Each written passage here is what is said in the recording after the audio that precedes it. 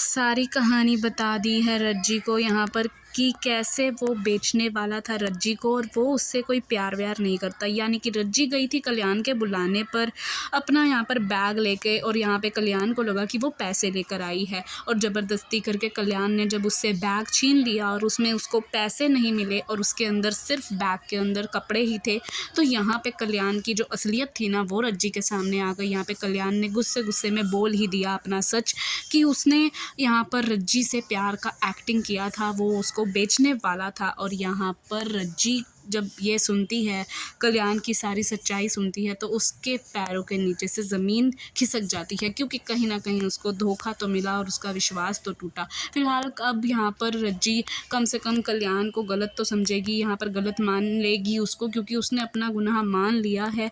और यहाँ पे कहीं ना कहीं अब धीरज को ब्लेम करना वो बंद कर देगी। फिलहाल यहाँ पे रज्जी के सामने जैसे ही कल्याण की करतूत सामने आई, तो कल्याण ने भानु माँ के बारे में भी उसको सब कुछ बता दिया कि कैसे भानु ने उसके खिलाफ साजिश रची थी और कल्याण को मोहरा बनाया था यहाँ पे। लेकिन जैसे कि आप लोगों को पता है कि सीरियल तो सीरियल ही होते हैं। यहाँ पे सीरियल में रज्जी बिल्कुल भी नहीं मानेगी कि भानु ने ऐसा कुछ किया।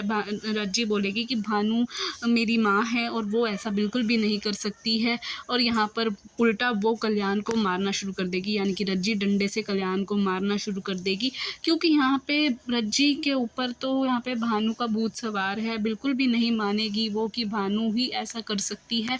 आगे चल के जब भानु की असलियत सामने आएगी रज्जी के, वो एक अलग एपिसोड रहने वाला है, लेकिन अभी उस चीज़ में टाइम है। फिलहाल यहाँ पे कल्याण की असलियत सामने आ चुकी है रज्जी के, और कल्याण की काफ़ी पिटाई भी होती है। वहीं जब रज्जी भाग रही होती है तो कल्याण भी उसके पीछे जाता है और रज्जी को बचाता है धीरज। धीरज आके कल्याण को मारता है, लेकिन धीरज तो पहले से ही घायल है। उसको कल्याण जो है उसी जगह पे मारता है जहाँ पे उसको चोट लगी होती है। लेकिन धीरज की ढाल बन जाती है रज्जी, और रज्जी जो है वो धीरज को कल्याण से बचाती है और कल्याण को छुरा लेके उसके सामने आ जाती है। यहाँ पे धीरज जो है वो रज्जी को रोक लेता है उसको छुरा मारने से, क्योंकि रज्जी इतने ज़्यादा गुस्से में है। अगर धीरज ना रोकता तो वो छुरा मार ही देती। फिलहाल आपका क्या ओपिनियन है कि अब आगे चल के जब धीरज और रज्जी की केमिस्ट्री दिखाई जाएगी, रोमांटिक सीन दिखाई जाएंगे, तो आप लोगों को कैसा लगेगा? आप कमेंट में बताइएगा कि आप लोगों को इन दोनों की जोड़ी कैसी लगती है।